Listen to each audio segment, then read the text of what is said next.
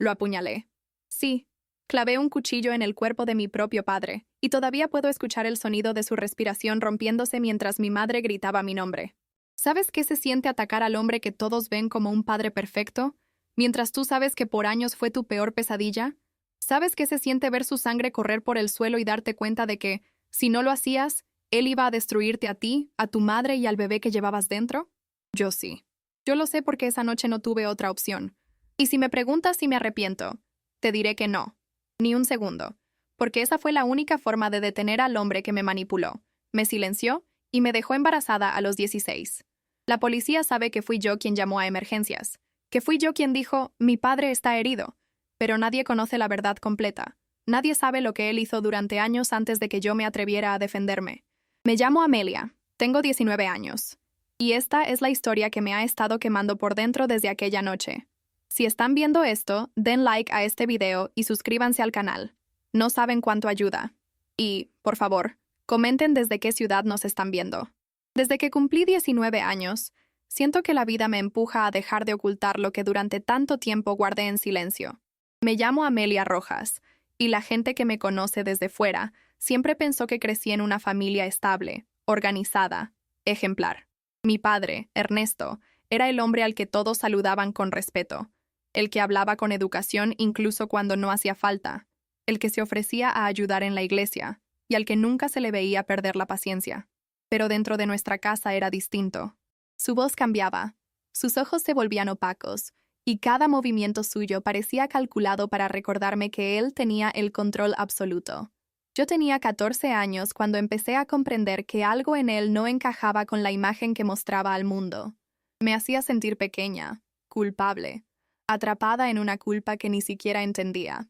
Me repetía constantemente que nadie iba a creerme si alguna vez contaba algo, que mis palabras destruirían a nuestra familia y que si yo quería proteger a mi madre, debía aprender a callar.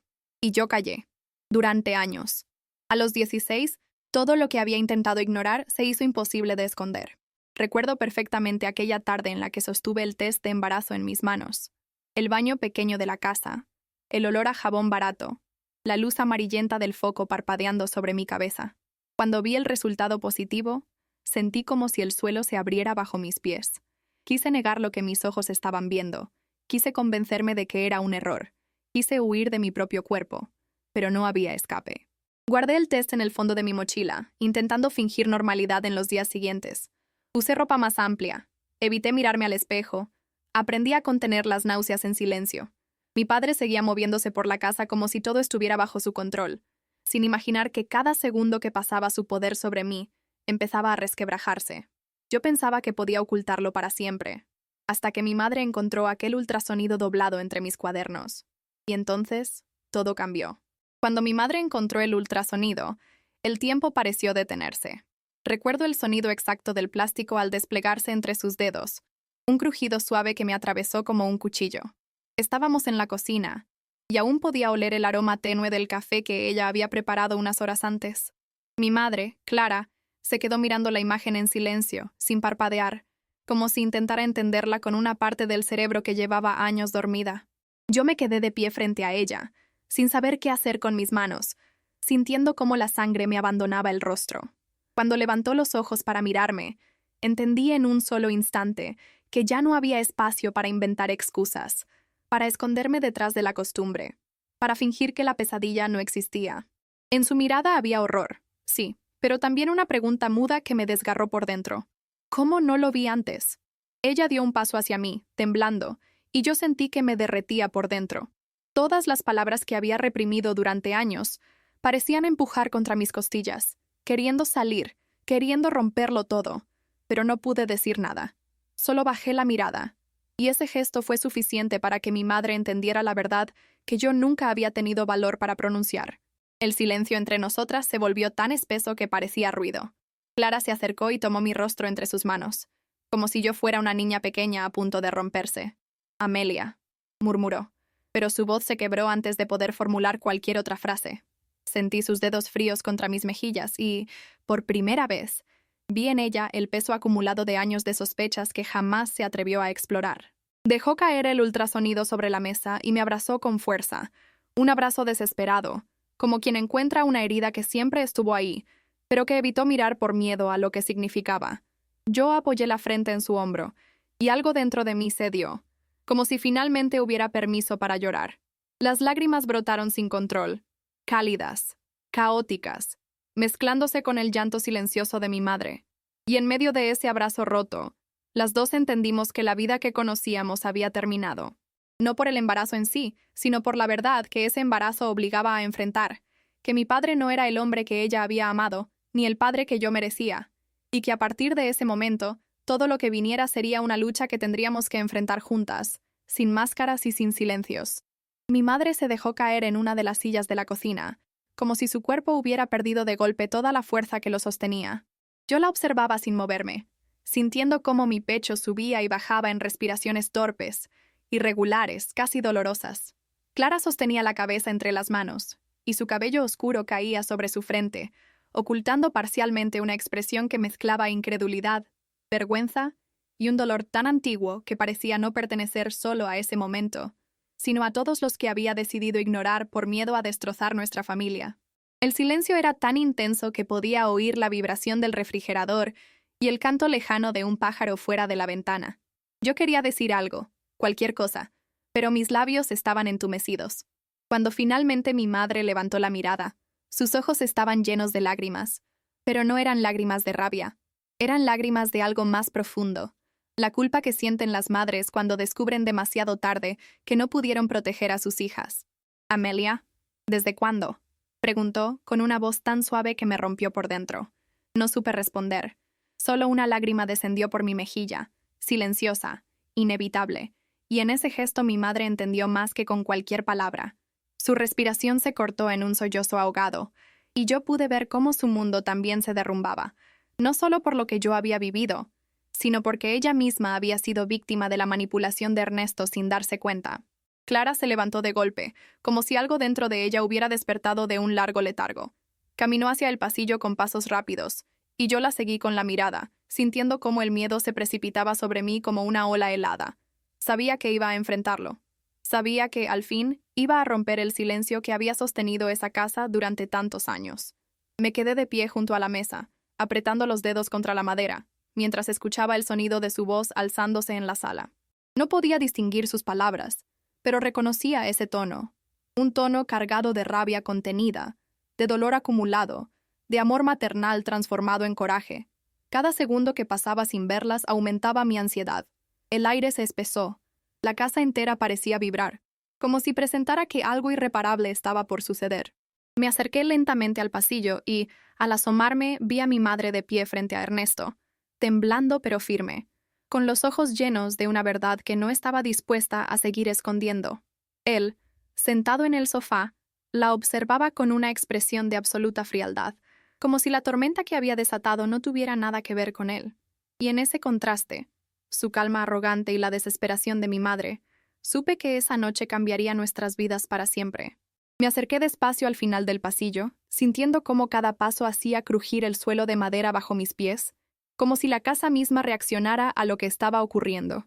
Mi madre estaba frente a mi padre, sosteniendo el ultrasonido en la mano como si fuera una prueba irrefutable de un crimen que él llevaba años escondiendo.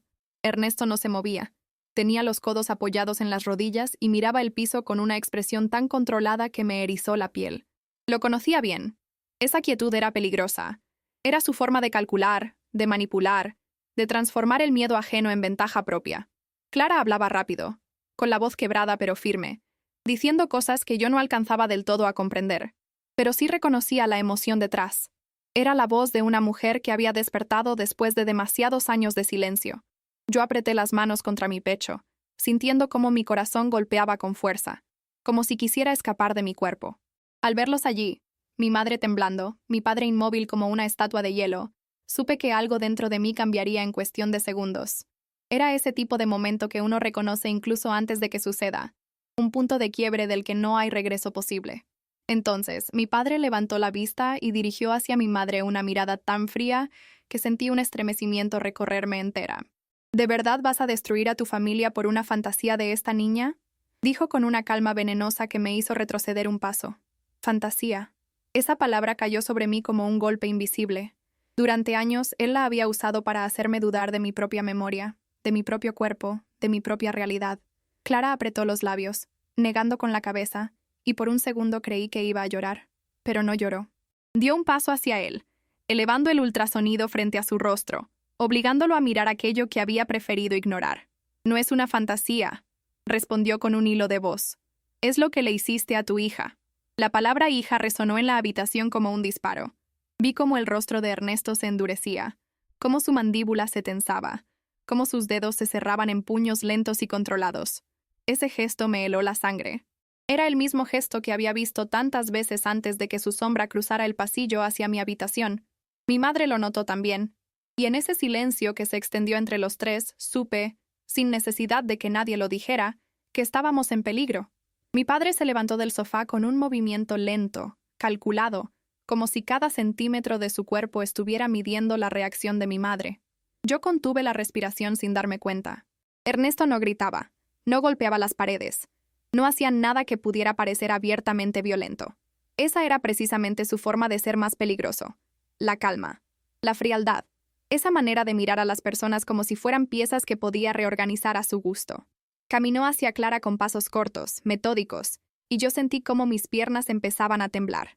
«Estás confundida», dijo él despacio, casi con ternura, como si hablara con alguien enfermo. «Estás dejando que esta niña te manipule». Mi madre retrocedió un paso, pero no apartó la mirada. Yo vi cómo sus manos temblaban ligeramente, cómo su garganta subía y bajaba en un esfuerzo por mantener la compostura. «Ernesto, no te atrevas», murmuró ella, y su voz sonó tan rota que me dolió escucharla.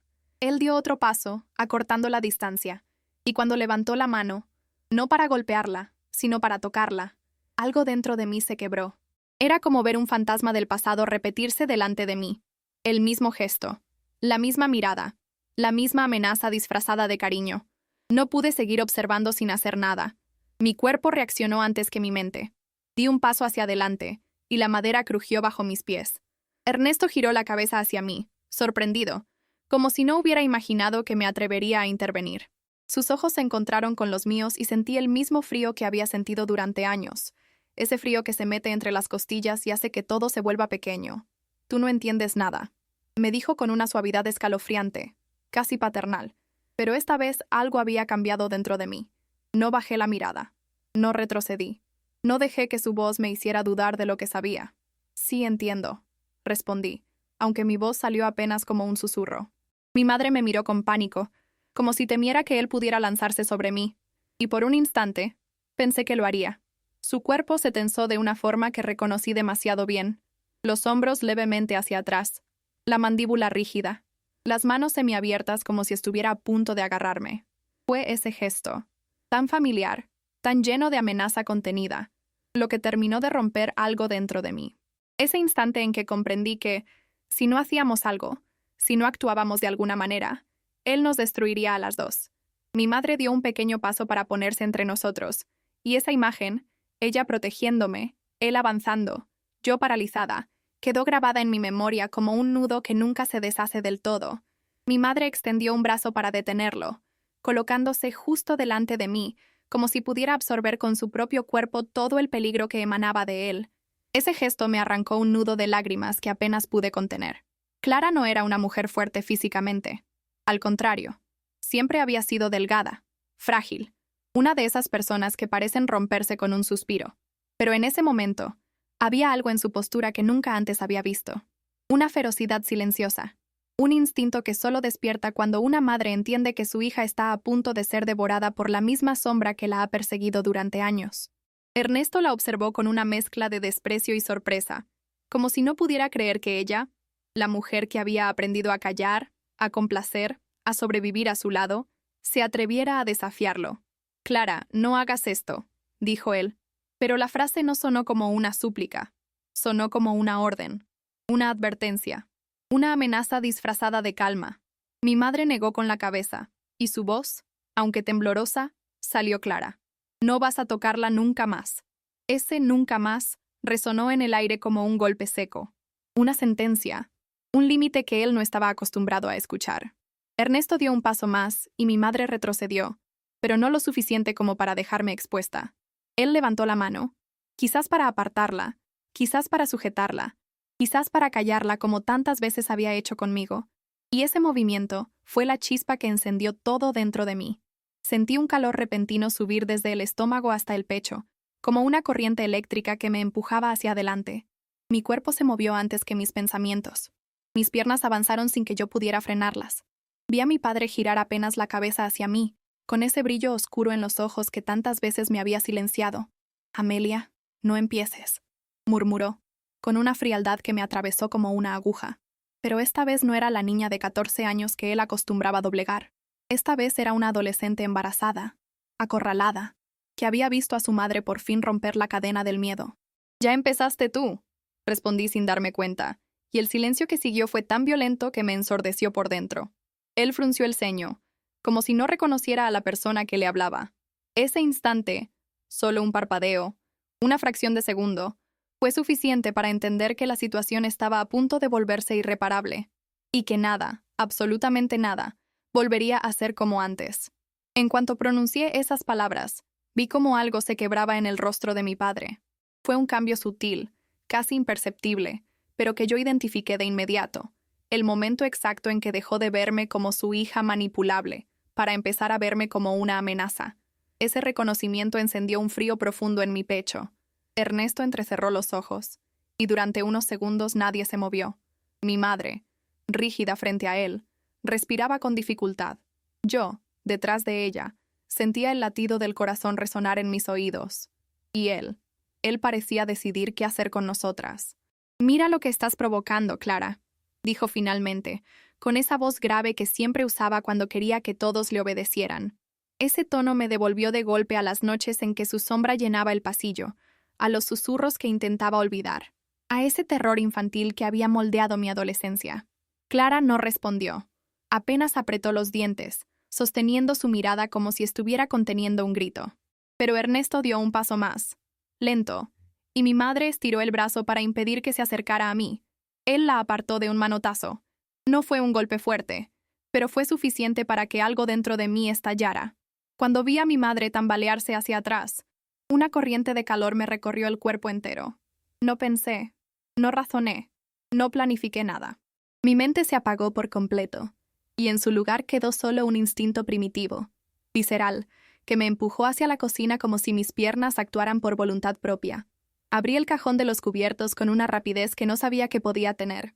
Mis dedos chocaron contra el metal frío, y cuando cerré la mano alrededor del cuchillo, sentí como si un escalofrío descendiera por mi espina dorsal.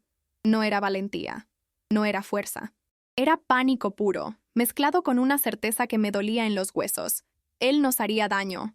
Él no iba a detenerse. Estaba segura, tan segura que el miedo dejó de paralizarme para transformarse en movimiento. Corrí de regreso al pasillo casi sin sentir mis pies tocando el suelo.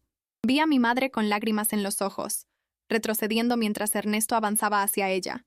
Vi la sombra de su cuerpo tapar la luz del salón. Vi su mano levantarse otra vez. Y en ese instante, todo lo que había callado durante 5 años se condensó en un único segundo que cambió mi vida para siempre. Cuando regresé al pasillo con el cuchillo en la mano, no sentía el peso del metal. Sentía, en cambio, el peso de todo lo que había vivido. Mi respiración era tan rápida que el aire me raspaba la garganta, y tenía la sensación de que mis manos no me pertenecían. Ernesto se giró hacia mí al escuchar mis pasos, y por un instante vi algo parecido al asombro cruzar su rostro. No era miedo. No, él nunca mostró miedo, pero sí una especie de desconcierto, como si no pudiera procesar que la niña a quien había reducido durante años estuviera ahora sosteniendo un arma frente a él. «¿Qué estás haciendo, Amelia?», preguntó con un tono que pretendía ser calmado, pero en el que se filtraba una tensión que no lograba ocultar. Yo no respondí. Solo respiraba. Solo temblaba. Solo recordaba. Mi madre dio un pequeño grito cuando vio el cuchillo, pero no se movió de donde estaba. Era como si entendiera que cualquier paso en falso podía desencadenar algo peor. Ernesto dio un paso hacia mí, extendiendo la mano como si pudiera tranquilizarme, como si fuera él la víctima de ese momento. «Dame eso», dijo, casi susurrando. Y fue esa frase tan familiar en su tono autoritario, tan cargada de dominio, la que terminó de romper lo poco que quedaba intacto dentro de mí.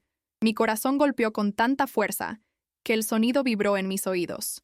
No pensé en las consecuencias, ni en la policía, ni en el futuro. No pensé en nada que no fuera en mi madre, retrocediendo contra la pared, con los ojos llenos de terror, en el bebé que llevaba dentro, una vida que no había pedido nacer en medio de aquella oscuridad, y en mí misma, la adolescente que había sobrevivido demasiado tiempo creyendo que su dolor no tenía salida. Di un paso adelante, y luego otro. Ernesto entrecerró los ojos, irritado, como si yo fuera una niña caprichosa que necesitaba ser corregida. «Amelia, no hagas estupideces», murmuró. Y entonces lo vi levantar ligeramente el brazo, ese gesto que conocía demasiado bien, ese movimiento previo que tantas veces había significado humillación, amenaza, miedo. Todo dentro de mí explotó. Fue como si los últimos 5 años se comprimieran en un solo latido, como si cada noche de silencio, cada lágrima escondida, cada palabra suya clavada en mi mente se transformara en una fuerza que ya no podía contener. Mi madre gritó mi nombre, pero su voz llegó demasiado tarde. Yo ya había cruzado un límite que no sabía cómo deshacer, un límite que nunca debí conocer, pero que, en ese instante, fue la única salida que pude ver. Lo que ocurrió después siempre lo recuerdo como una secuencia borrosa, como si mi mente lo hubiera envuelto en una neblina espesa para protegerme de mis propios recuerdos. Sé que avancé hacia él. Sé que mi respiración se convirtió en un sonido agudo que me retumbaba en los oídos, y sé que mis manos temblaban tanto que parecía imposible que sostuvieran nada. Pero aún así, avancé. Ernesto dio un paso atrás, sorprendido, como si por primera vez en su vida entendiera que yo no iba a quedarme quieta. «Amelia, basta», dijo, intentando recuperar el control con esa voz baja y autoritaria que tanto daño me había hecho. Pero ya no me alcanzaba. Su voz ya no era la cuerda que me ataba al miedo. Vi su rostro tensarse, vi cómo su expresión cambiaba de irritación a pura ira contenida, y vi, con absoluta claridad, el momento en que decidió que me detendría a la fuerza. Tal vez fue ese instante, ese brillo en sus ojos, lo que hizo que todo se desmoronara dentro de mí. No había espacio para negociar. No había palabras capaces de salvarnos. Y no había nada en él que pudiera transformarse en alguien seguro para mí o para mi madre. Todo se volvió instinto. Todo se volvió supervivencia.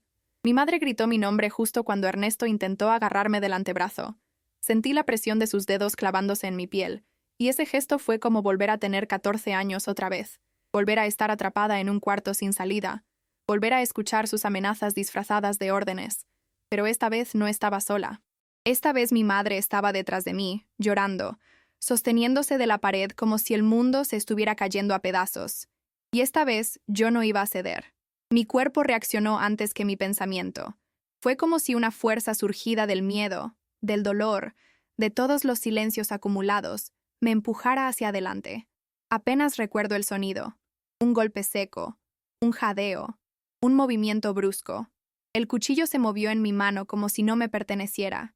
Ernesto soltó mi brazo, retrocediendo un paso, y su rostro se transformó en una mezcla de sorpresa, rabia y algo que nunca había visto en él: vulnerabilidad.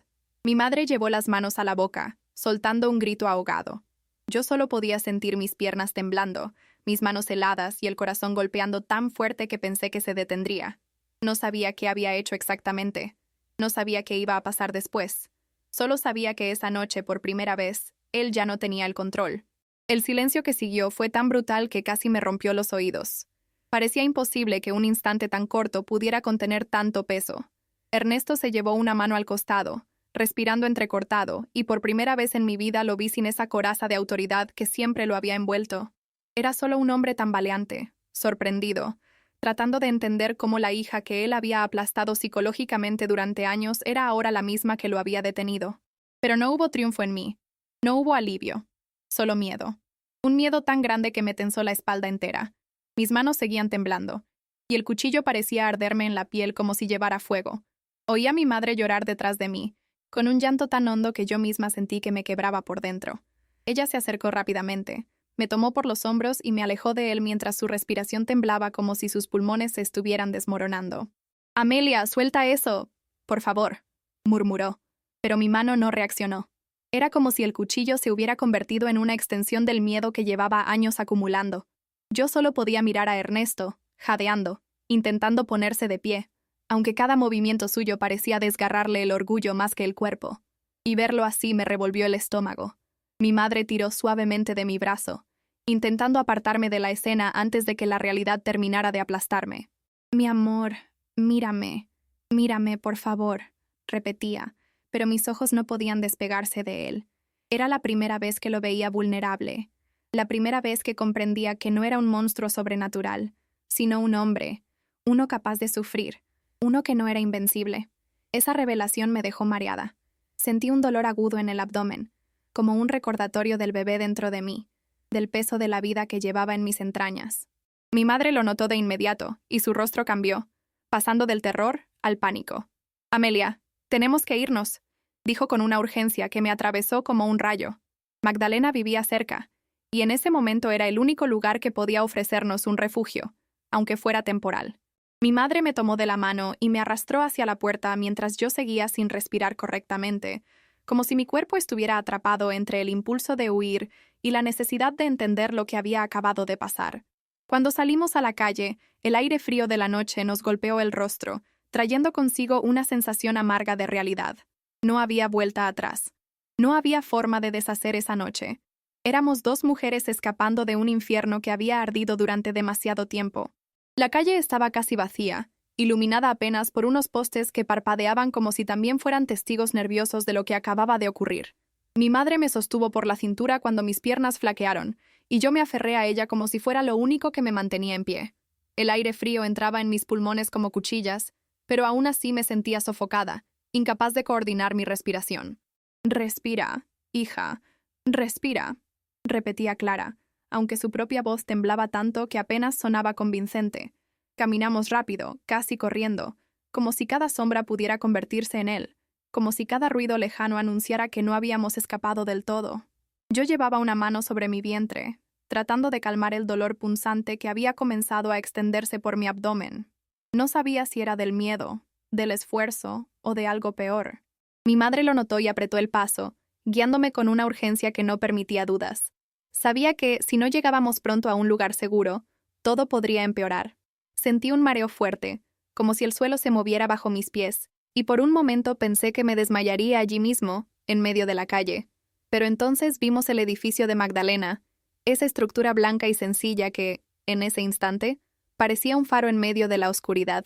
Magdalena abrió la puerta casi antes de que tocáramos el timbre, como si hubiera estado esperando exactamente ese momento. Nos vio entrar, vio mi estado, vio el miedo desbordándose por los ojos de mi madre, y no hizo preguntas. Solo nos abrazó a las dos al mismo tiempo, como si el mundo pudiera volver a armarse con ese simple gesto.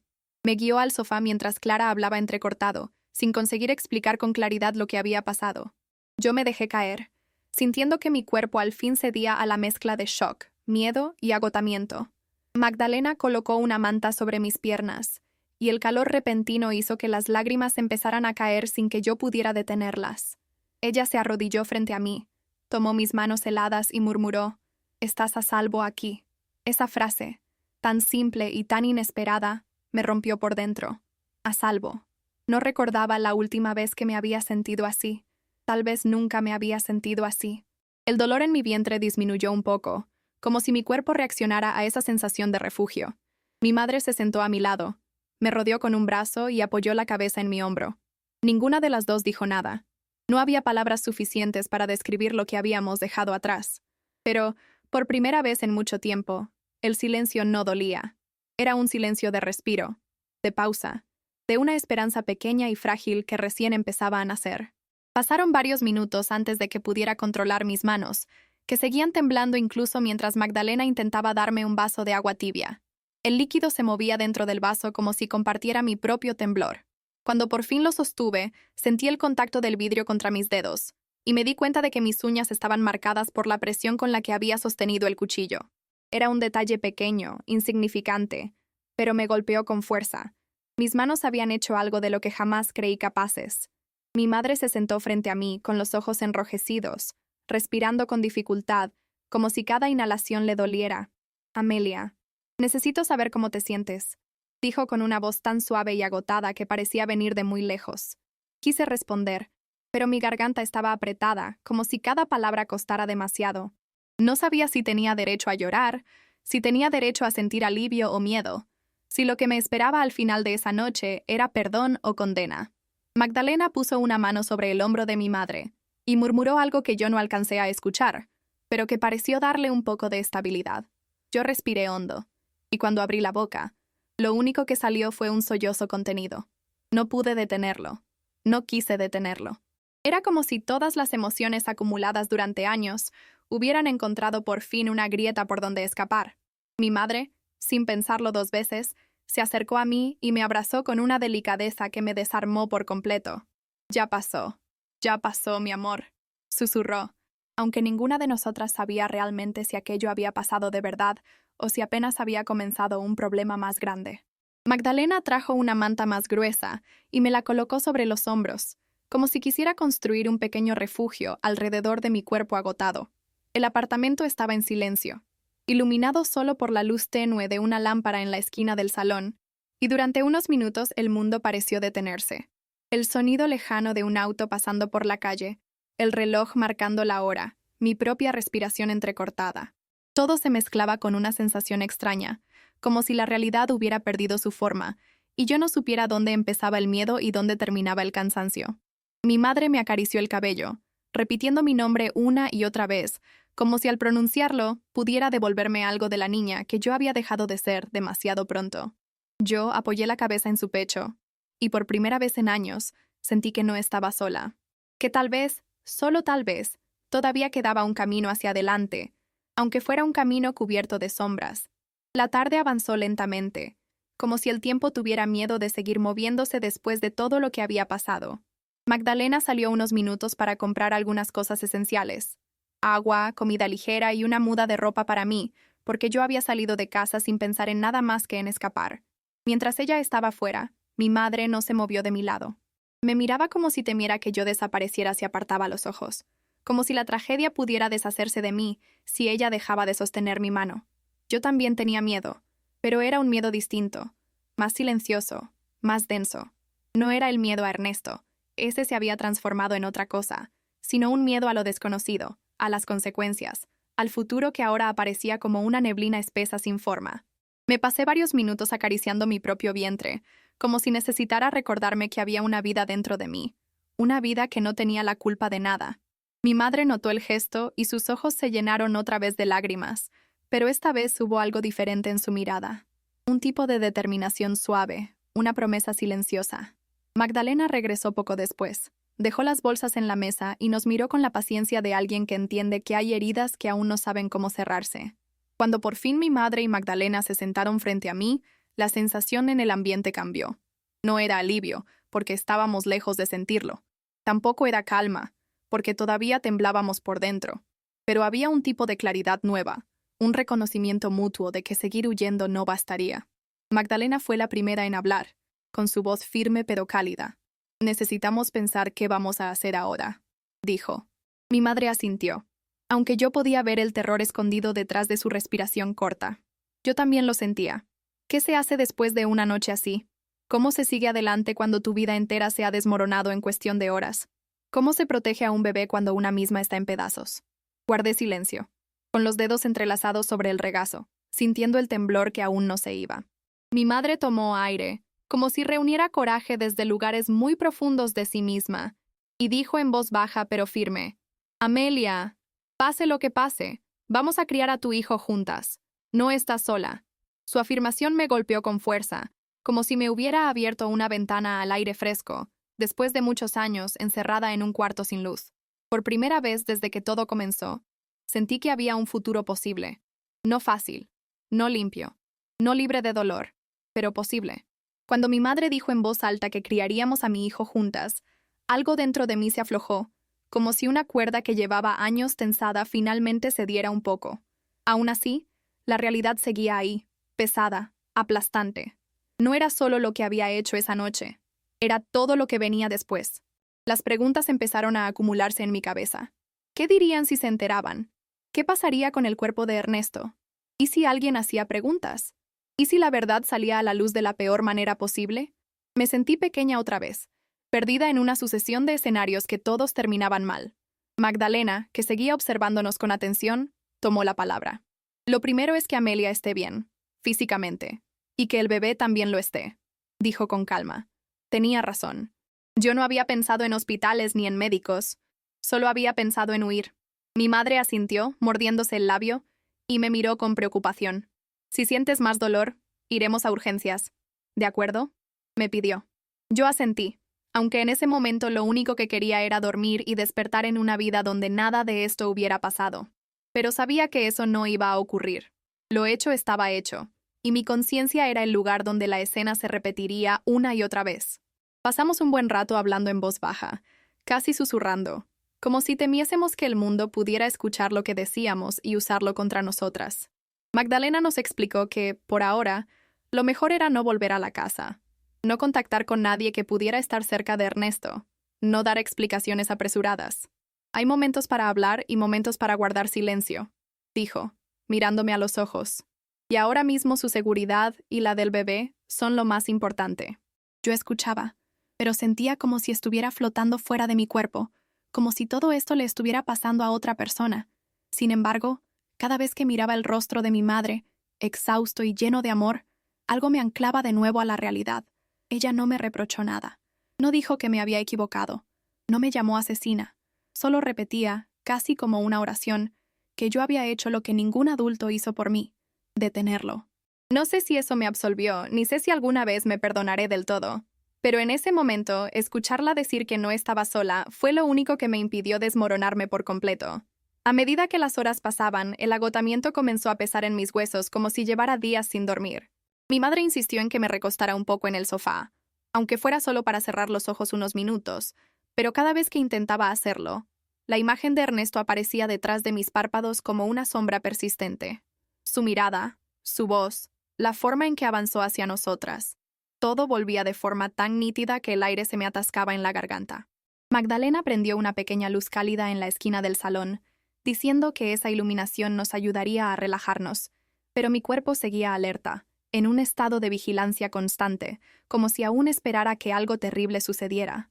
Sentía el pulso acelerado en las sienes, el temblor sutil en las piernas, y una presión extraña en el pecho que venía y se iba como oleadas. «Es el shock», dijo Magdalena con suavidad, sin juzgar. «Tu cuerpo está intentando entender que ahora estás a salvo». Quise creerle, pero la palabra «a salvo» aún me dolía. A salvo no era una sensación familiar para mí. A salvo era un concepto que nunca había podido abrazar del todo. Mi madre volvió a sentarse a mi lado y comenzó a acariciar mi cabello con movimientos lentos y constantes, como hacía cuando yo era una niña y tenía pesadillas. Ese gesto simple, casi maternal en exceso, me hizo sentir algo que no esperaba. Un dolor antiguo, un llanto profundo que había aprendido a silenciar durante años. «Puedes llorar, Amelia. Está bien llorar», susurró. Y yo, que tantas veces me había obligado a ser fuerte en silencio, dejé que las lágrimas salieran como si una represa hubiera cedido. Lloré por la niña que fui, por la adolescente atrapada en el miedo, por el bebé que llevaba dentro, por mi madre que también había sido víctima en su propia casa sin darse cuenta. Lloré hasta que la respiración se volvió irregular, hasta que mi garganta ardió, hasta que la manta que Magdalena había puesto sobre mis piernas se humedeció con mis lágrimas. Y mientras lloraba, algo dentro de mí se aflojaba por primera vez. La idea de que tal vez yo no era la culpable de todo. Tal vez no era el monstruo que él me hizo creer. Tal vez, solo tal vez. Lo que hice fue un acto desesperado para salvar 2 vidas que él había puesto en peligro. Cuando por fin dejé de llorar, el silencio que quedó fue distinto. No era un silencio de miedo, sino uno de cansancio y respiro. Sentí la mano de mi madre apretando la mía, firme, y por primera vez desde que todo ocurrió, pude inhalar sin sentir que el mundo se derrumbaba encima de mí. Cuando la noche empezó a caer otra vez, una sensación extraña me invadió. La idea de que un día entero había pasado sin que yo realmente lo percibiera. Era como si el tiempo se hubiera convertido en una masa espesa y confusa, llena de imágenes que no terminaban de ordenarse en mi cabeza.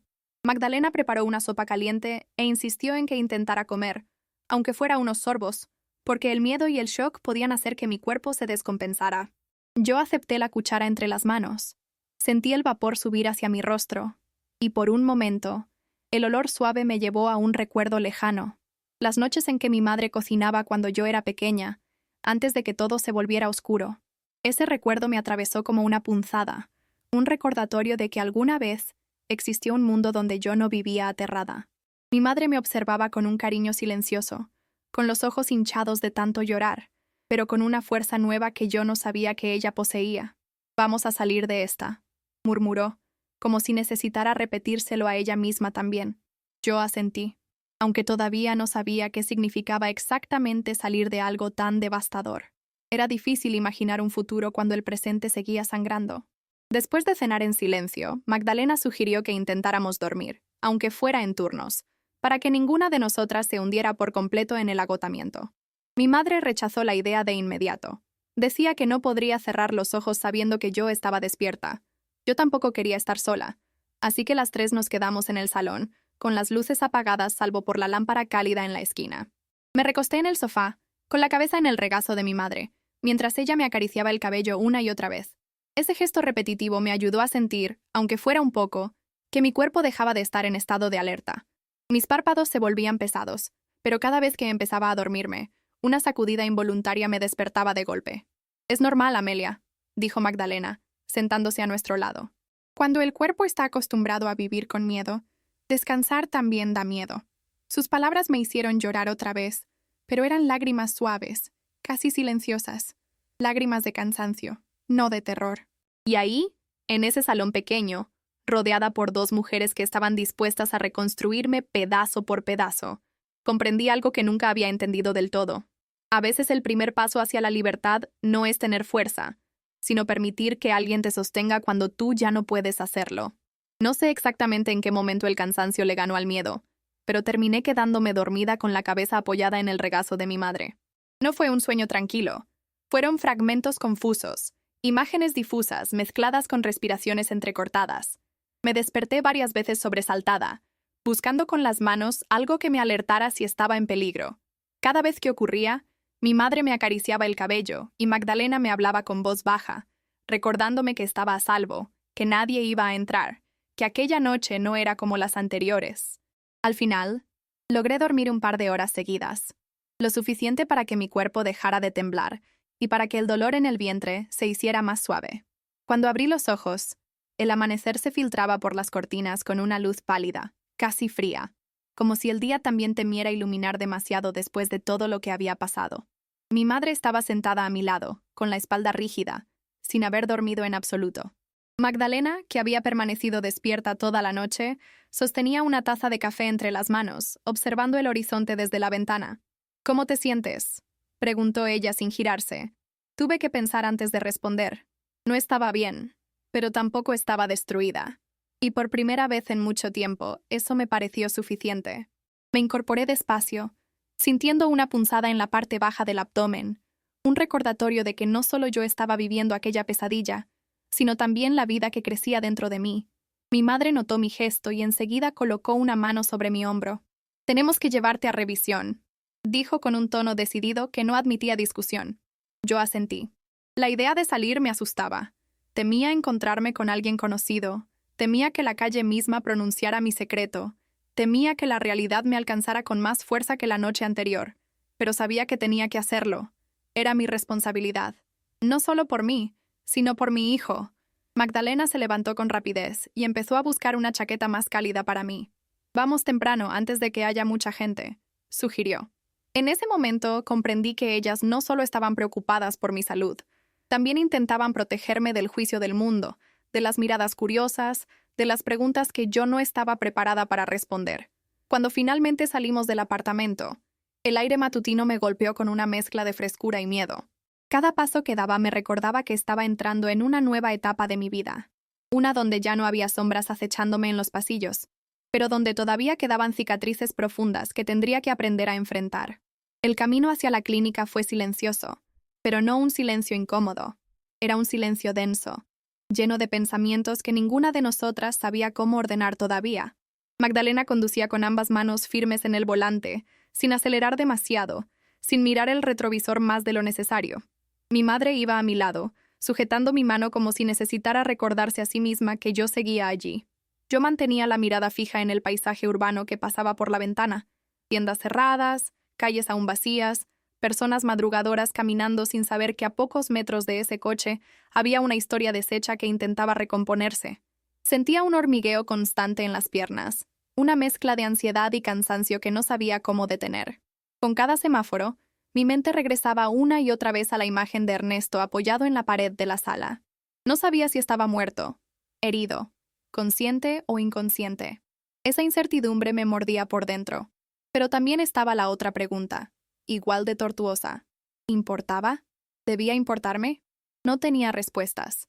Era como si mi cabeza estuviera llena de voces contradictorias que no podía silenciar. Cuando entramos en la clínica, mi corazón empezó a latir con más fuerza. La recepción estaba casi vacía, iluminada por luces blancas que me hicieron entornar los ojos. El olor a desinfectante me mareó por un instante. Una enfermera nos recibió con una sonrisa cansada, y antes de que pudiera preguntar nada, mi madre intervino.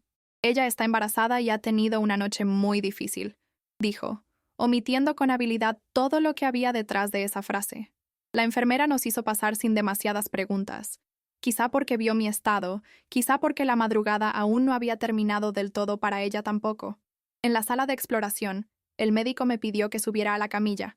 Sentí el papel frío debajo de mi espalda y tuve que respirar hondo para no llorar otra vez.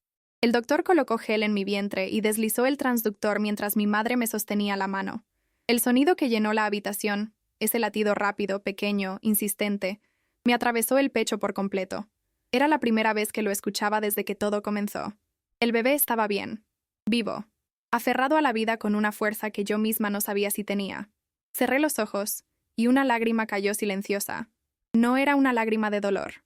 Era algo distinto, algo que no sabía nombrar todavía, pero que me dio un poco de aire en medio de la oscuridad.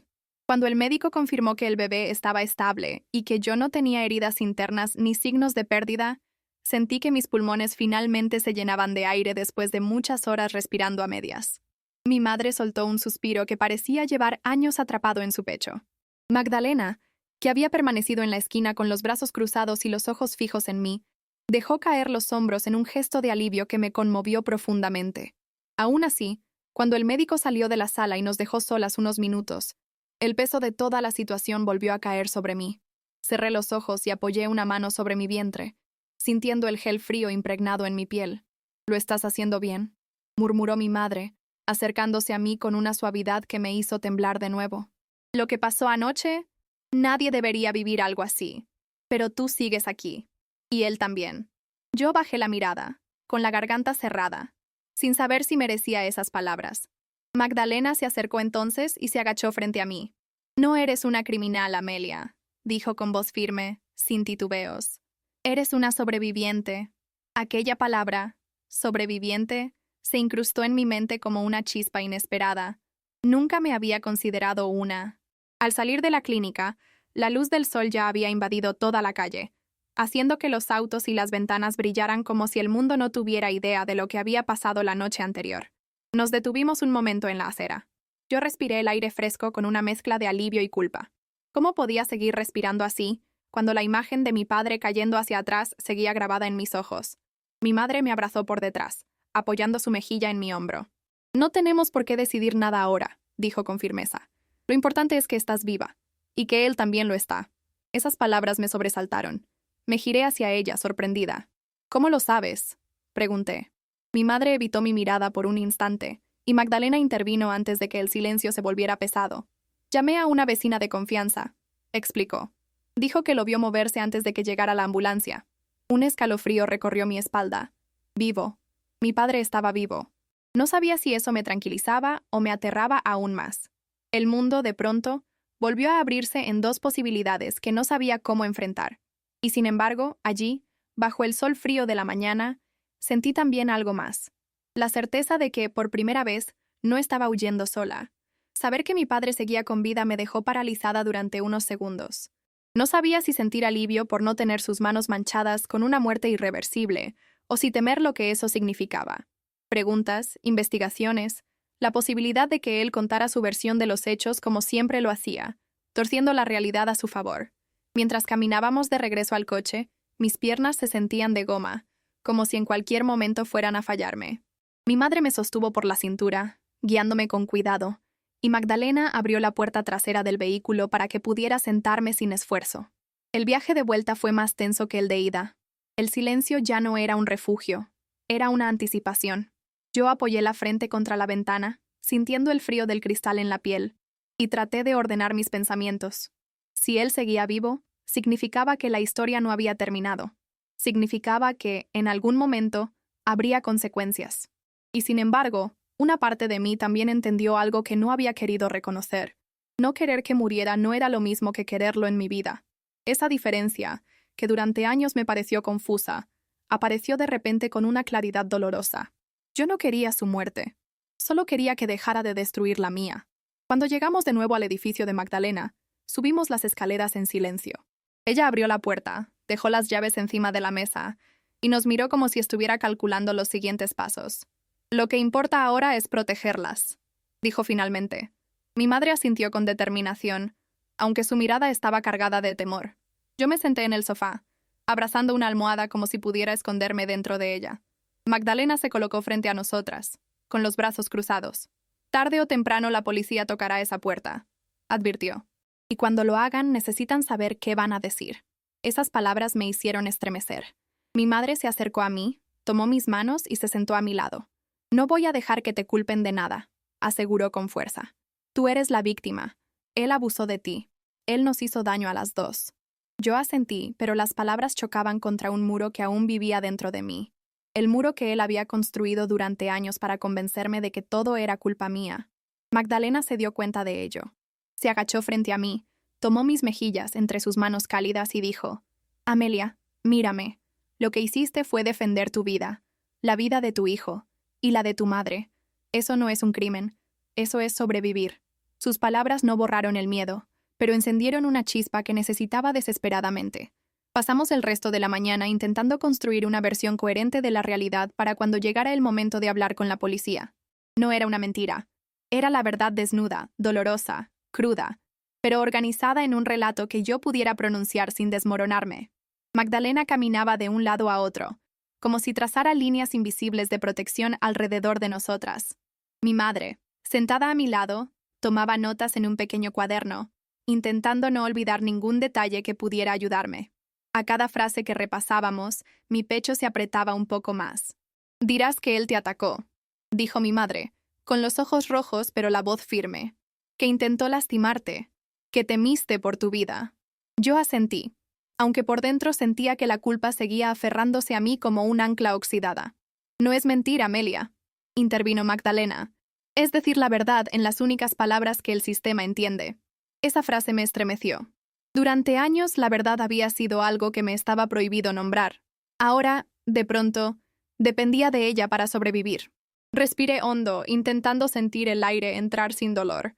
Pero cada vez que pensaba en repetir esa historia frente a un policía, mi voz se volvía pequeña, frágil, casi infantil. Mi madre deslizó su mano sobre la mía y la apretó con suavidad. «Yo estaré contigo. No vas a pasar por esto sola nunca más». Esa promesa, dicha con tanta determinación, me sostuvo de una manera que no sabía que necesitaba. Fue entonces cuando escuchamos los primeros golpes en la puerta. 3 golpes secos, contundentes, que hicieron temblar el marco de madera y el corazón en mi pecho.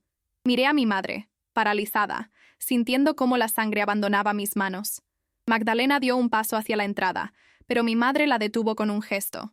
«Voy yo», dijo, aunque su voz no ocultaba el miedo. Los golpes se repitieron, esta vez más fuertes. Yo me quedé inmóvil en el sofá, abrazando la almohada como si fuera un escudo contra todo lo que estaba a punto de desatarse. Sentí una punzada en el vientre, y automáticamente llevé una mano hacia él. El bebé, mi hijo. Mi madre exhaló hondo, pasó una mano por su cabello y caminó hacia la puerta. Magdalena se quedó a mi lado, colocando una mano firme sobre mi hombro para evitar que me levantara. Cuando por fin mi madre abrió, vi el reflejo de 2 uniformes en el espejo del pasillo. Uno de los policías habló con voz grave, formal, como si solo estuviera cumpliendo con otra tarea rutinaria. «Venimos por el incidente ocurrido anoche en la casa de Ernesto Rojas». Esa frase cayó como una losa en la habitación. Mi madre los miró fijamente, sin parpadear, y entonces respondió con la verdad más simple que podía pronunciar. Mi hija actuó para salvar su vida. El silencio que siguió fue tan tenso que sentí un zumbido en los oídos. Aquello ya no era un recuerdo, ya no era una pesadilla, era la realidad llamando a la puerta. Los policías entraron al apartamento con pasos firmes, pero no agresivos. La expresión de sus rostros no era de juicio, sino de cautela, como si ya supieran que estaban entrando en un terreno frágil. Mi madre los condujo al salón, donde yo seguía sentada, abrazando la almohada con tanta fuerza que mis dedos habían perdido el color. Magdalena se quedó a mi lado, como una barrera silenciosa entre el mundo exterior y mi propia fragilidad. Uno de los agentes, un hombre de unos 50 años, se inclinó levemente hacia mí, sin invadir mi espacio. «Amelia, necesitamos que nos cuentes lo que pasó anoche», dijo con una voz sorprendentemente suave para un hombre con uniforme. Yo abrí la boca, pero ninguna palabra salió. El nudo en mi garganta era demasiado grande, demasiado antiguo. Mi madre se sentó a mi lado y tomó mi mano, entrelazando sus dedos con los míos. «Yo estoy aquí», murmuró. Esa frase me dio el impulso mínimo que necesitaba. Inhalé profundamente, sintiendo el aire rasparme por dentro, y comencé a hablar. Al principio, mi voz era apenas un hilo tembloroso, casi inaudible, pero cada vez que pensaba en detenerme, sentía el calor de la mano de mi madre y la mirada firme de Magdalena sosteniéndome. Conté cómo había empezado todo: los años de manipulación, las amenazas disfrazadas, el miedo constante que vivía en cada rincón de mi casa. Mis palabras tropezaban unas con otras, a veces alzándose, a veces quebrándose, pero seguían saliendo. Cuando llegué al momento del embarazo, mis labios se cerraron involuntariamente, como si mi cuerpo quisiera protegerme del recuerdo. El policía mayor me hizo un gesto suave, invitándome a continuar solo si podía. Y pude. Hablé del ultrasonido, del llanto de mi madre, de la confrontación en la sala, del momento en que sentí que mi padre estaba a punto de lastimarnos a las dos. Cuando mencioné el cuchillo, mi voz tembló tanto que tuve que cerrar los ojos. Sentí el temblor recorrer mis piernas, mi pecho, mi espalda. Mi madre comenzó a llorar en silencio a mi lado, y Magdalena apretó mi hombro con firmeza. No quería matarlo, dije finalmente con la voz rota. Solo quería que dejara de hacernos daño. El agente asintió, como si hubiera estado esperando exactamente esa frase. Tomó algunas notas y mantuvo la expresión neutra, pero sus ojos mostraban algo parecido a la comprensión. «Gracias por contarlo», dijo con honestidad. «Has sido valiente». Cuando escuché esa palabra, valiente, sentí que algo en mí se partía. Yo nunca me había sentido valiente, pero en ese momento, rodeada de dos mujeres que habían decidido luchar por mí, por primera vez no me pareció una mentira. Cuando terminé de hablar, el silencio cayó sobre la habitación como una manta pesada. Yo me quedé mirando mis manos, incapaz de reconocerlas. Las mismas manos que habían temblado tantas noches de miedo eran ahora las manos que habían cambiado el rumbo de mi vida para siempre. El agente mayor intercambió una mirada con su compañera, una mujer joven de expresión seria pero sensible, que había permanecido escuchando sin interrumpir. Ella fue quien habló esta vez. «Amelia, tu padre está estable en el hospital», dijo con cuidado, como si temiera que la noticia pudiera derrumbarme. Mi pecho se tensó, y por un momento no supe si sentir alivio o pánico. «Cuando esté en condiciones, tomaremos declaración de su versión», añadió la agente sin dejar de mirarme. Mis labios se movieron, pero no emitieron ningún sonido. No quería escuchar su versión. No quería oírlo mentir de nuevo, torcer la realidad, convertirme en culpable de su monstruosidad. La agente pareció leer mis pensamientos. «No estás sola en esto», añadió con una calma inesperada. «Y tienes derecho a protección». Mi madre apretó mi mano con tanta fuerza que sentí como su amor se transformaba en una especie de escudo invisible a mi alrededor. Magdalena, desde la silla donde estaba sentada, asintió sin pronunciar palabra alguna, reafirmando con su silencio que seguiría estando allí para lo que viniera. Los policías nos explicaron que habría una investigación formal, pero que mi testimonio era consistente con señales claras de defensa propia y violencia prolongada. Yo escuchaba, pero era como si las palabras me llegaran desde muy lejos. Mi mente estaba dividida. Una parte seguía atrapada en la noche anterior, reviviendo la escena. La otra intentaba imaginar un futuro donde no tuviera que mirar siempre por encima del hombro. «Necesitarás acompañamiento psicológico», dijo la agente con suavidad. «Alguien que te ayude a reconstruirte poco a poco. Esto que viviste no se sana sola». Asentí, aunque no estaba segura de cómo funcionaba sanar algo que llevaba 5 años acumulándose en mi interior. Cuando los agentes se levantaron para irse, mi madre también se puso de pie, aún temblando. «Gracias», dijo ella con la voz rota. «Gracias por escucharla». La mujer policía le dedicó una mirada cálida. «Gracias a ustedes por tener el valor de hablar». Yo permanecí sentada, sintiendo cómo mis músculos se aflojaban por primera vez desde que todo empezó. Cuando la puerta finalmente se cerró detrás de ellos, un silencio profundo llenó el apartamento. Un silencio diferente a todos los anteriores. No era un silencio de miedo, era un silencio de algo nuevo, algo parecido al comienzo. Después de que los policías se marcharon, mi madre cerró la puerta con una lentitud casi ritual, como si necesitara asegurarse de que nada, absolutamente nada, pudiera entrar detrás de ellos. Cuando se giró hacia nosotras, la vi llevarse una mano al pecho, respirando hondo, como si acabara de sostener el peso del mundo. Yo seguía sentada en el sofá, sintiendo mis piernas entumecidas, como si ya no me pertenecieran. Magdalena se acercó con un vaso de agua y lo puso en mis manos. «Bebe despacio», dijo, aunque yo sabía que lo que realmente quería era que mi cuerpo recordara que seguía vivo. Di un sorbo, y el agua fría me recorrió la garganta como un alivio momentáneo. Mi madre se arrodilló frente a mí y me tomó las manos. «Estamos juntas, Amelia. No importa lo que venga, lo enfrentaremos juntas», repitió por tercera o cuarta vez, como si necesitara escucharlo ella misma tanto como yo. Fue entonces cuando, por primera vez en horas, me permití apoyar mi frente contra la suya. Cerré los ojos, sintiendo su respiración mezclarse con la mía, y por un instante, el dolor se volvió un poco menos insoportable. Magdalena nos observaba en silencio, con ese tipo de mirada que tienen las personas que han visto demasiadas tragedias, pero siguen creyendo en la ternura. Más tarde, cuando el día comenzó a oscurecer, me di cuenta de que la noche que se acercaba no se sentía igual a la anterior. Ya no era una amenaza, sino una pausa, una especie de respiro entre todo lo que habíamos enfrentado y todo lo que todavía faltaba por resolver.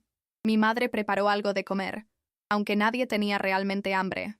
Magdalena puso música suave en el fondo, una melodía calma que llenó la sala con una sensación cálida, casi protectora. Yo me recosté contra los cojines, sintiendo el cuerpo finalmente ceder ante la extenuación. Por primera vez desde que todo empezó, pude escuchar el silencio sin sentir miedo. No era un silencio impuesto por él, ni un silencio lleno de tensión. Era un silencio nuestro, un silencio que significaba seguridad, cuidado, y el primer paso hacia una vida diferente. Cuando mi madre se sentó a mi lado y me pasó un brazo por los hombros, apoyé la cabeza en su pecho. Ella acarició mi cabello con una ternura que parecía llevar años guardada. «Lo peor ya pasó», susurró. No sabía si era verdad. No sabía si el futuro sería más amable con nosotras. Pero en ese momento, con su mano protegiendo mi cuerpo y con Magdalena velando desde la cocina, por fin creí que había una posibilidad, pequeña, frágil, pero real, de que algún día pudiera sanar. Con el paso de los días, la realidad comenzó a tomar forma de una manera nueva. No desapareció el miedo, ni el temblor involuntario que recorría mi cuerpo cada vez que escuchaba un ruido fuerte, pero sí apareció algo que nunca antes había sentido: la idea de que quizá podía reconstruirme. Mi madre y yo nos quedamos en casa de Magdalena, porque volver al hogar era imposible, no solo por lo que había ocurrido, sino porque cada rincón de esa casa estaba impregnado de su sombra. La policía regresó un par de veces para actualizar la investigación y para informarnos que Ernesto continuaba estable, bajo vigilancia, pero sin acceso a nosotras. Cada visita removía algo dentro de mí, un miedo antiguo, un temblor en las manos, la sensación de estar reviviendo la noche una y otra vez. Pero también, poco a poco, empecé a notar la diferencia entre temer a alguien y no estar más bajo su control. Las noches en el apartamento de Magdalena eran largas, pero el silencio que nos rodeaba no era hostil. Era un silencio que sanaba, un silencio en el que mi cuerpo, por primera vez en años, podía relajarse sin esperar un golpe, una amenaza o una puerta abriéndose en mitad de la noche. Un día, mientras me miraba en el espejo del baño, observé mi rostro con detenimiento. Había ojeras profundas, la piel pálida, los labios resecos, pero también había algo nuevo en mi mirada. No sé si era fortaleza o simplemente agotamiento, pero era diferente. Mi madre apareció detrás de mí y me rodeó con los brazos, apoyando la barbilla en mi hombro. «Estás cambiando», dijo con una voz suave, casi como una revelación. Y lo estaba. No solo por la maternidad que se acercaba, sino porque por primera vez estaba construyendo una identidad sin él. Una identidad que no dependía del miedo, ni del silencio, ni del control. Cuando acaricié mi vientre sentí un movimiento leve, una pequeña patadita, como si mi hijo también estuviera reclamando su espacio en el mundo. Aquello me arrancó una lágrima. «¿Vamos a estar bien, verdad?», pregunté, sin poder evitar el temblor en mi voz. Mi madre me abrazó más fuerte. «Vamos a estar mejor que bien, Amelia. Tú rompiste el ciclo». Esa frase resonó en mi pecho como una campana. Rompiste el ciclo. Nunca nadie me había dicho algo tan poderoso. Y por un instante, lo creí. Por primera vez, lo creí de verdad. Al pasar las semanas, empecé terapia psicológica con una profesional que Magdalena me recomendó. La primera sesión fue la más difícil. Sentarme frente a una persona que no conocía y hablar de algo que me había consumido durante años me parecía imposible. Pero la terapeuta tenía una mirada tranquila, sin juicio, y una manera de escuchar que hacía que las palabras salieran solas, aunque fueran temblorosas y desordenadas. Le hablé de las noches en vela, del miedo constante, de la soledad en la que había crecido aunque viviera con dos padres bajo el mismo techo. Le hablé del embarazo, del ultrasonido escondido, del momento en que mi madre abrió los ojos por fin, y le hablé de la noche en que todo estalló, no como un acto de violencia pura, sino como una interrupción desesperada de una vida que él había destruido mucho antes. Cada sesión me dejaba exhausta, como si hubiera corrido una maratón emocional, pero también me dejaba un poco más ligera. No era un proceso lineal. Había días en que me derrumbaba por completo, pero poco a poco empecé a sentir que ya no estaba viviendo dentro de una jaula invisible. La terapeuta me repetía algo que con el tiempo empecé a creer. No eres tu trauma, Amelia. Eres la persona que sobrevivió a él. Mi madre y yo comenzamos a reconstruirnos juntas. Buscamos un lugar donde vivir una vez que fuera seguro alejarnos definitivamente de la casa de Ernesto. Hablamos de colores de paredes, de cortinas, de cómo acomodar la habitación del bebé. Esas conversaciones simples, casi cotidianas, se convirtieron en mis anclas. Cada vez que elegíamos un mueble o pensábamos en dónde colocar la cuna, sentía que estaba reclamando una parte de mi vida que él me había arrebatado. La policía nos mantuvo informadas de la evolución del caso. Ernesto seguía estable, pero no tendría acceso ni a mí ni al niño. Y aunque todavía quedaban procesos legales por delante, la ley finalmente estaba de nuestro lado. Una tarde, mientras doblábamos ropa del bebé que una vecina nos había regalado, mi madre me miró con una mezcla de orgullo y tristeza. Has pasado por un infierno, hija. Pero mírate ahora. Sigues aquí. Yo me quedé en silencio, observando las pequeñas prendas entre mis manos. Y ahí, con el olor suave del algodón recién lavado, entendí algo profundo. Sobrevivir no había sido un acto instantáneo, sino un conjunto de pequeñas decisiones, de pequeños pasos, de pequeñas verdades que me habían traído hasta ese momento. El día que nació mi hijo, el mundo se volvió diferente. Recuerdo el olor del hospital, las luces blancas, el murmullo de voces detrás de las cortinas, pero todo eso quedó en segundo plano cuando escuché por primera vez su llanto. Era un llanto fuerte, decidido, casi como si estuviera reclamando su derecho a existir después de todo lo que habíamos sobrevivido juntos. Cuando lo pusieron sobre mi pecho, sentí una ola de emociones que me atravesó por completo. Amor, miedo, alivio, fragilidad, y también una fuerza que nunca antes había reconocido en mí. Mi madre estaba a mi lado, con las lágrimas corriendo por sus mejillas sin frenarse, sosteniéndome la mano mientras yo sostenía a mi hijo. Lo logramos, Amelia, me susurró. Y en ese momento entendí que tenía razón. No porque todo estuviera resuelto, no porque el pasado hubiera desaparecido, sino porque ya no estábamos atrapadas en él. Mi hijo abrió los ojos apenas unos segundos, lo suficiente para que yo viera un destello de vida pura, de futuro, de algo que valía la pena proteger con todo lo que tenía y lo que no tenía también. Por primera vez en muchos meses, sentí que respiraba sin miedo, y mientras lo acariciaba, pensé en todas las noches oscuras que habían quedado atrás y en todos los amaneceres que ahora tenía por delante. Con el tiempo, aprendí que sanar no significa olvidar. Todavía hay días en los que ciertos sonidos me hacen estremecer, ciertas sombras me hacen retroceder, ciertos recuerdos me aprietan el pecho. Pero también hay días en los que me sorprendo riendo con mi madre mientras bañamos al bebé, o caminando por el parque sintiendo el sol en la cara, o simplemente respirando sin esperar que algo terrible ocurra. Mi vida no se reparó de un día para otro. Se reconstruyó ladrillo por ladrillo, abrazo por abrazo, verdad por verdad. A veces miro a mi hijo mientras duerme, con sus manitas cerradas como si sostuviera el mundo entero, y me doy cuenta de lo lejos que he llegado. No soy la niña aterrada que vivía temiendo cada noche. No soy la adolescente que callaba pensando que nadie la creería. No soy la voz que él intentó apagar. Soy una mujer que sobrevivió. Soy una madre. Soy alguien que eligió romper el ciclo. Y si hoy cuento mi historia, si hoy por fin tengo el valor de decir en voz alta lo que durante años llevé como un secreto insoportable, no es para buscar perdón. Es para que ninguna otra chica crea que tiene que atravesar sola la oscuridad que yo atravesé. para decir, con toda la verdad que llevo en el pecho, que incluso desde los lugares más hundidos, se puede volver a la vida.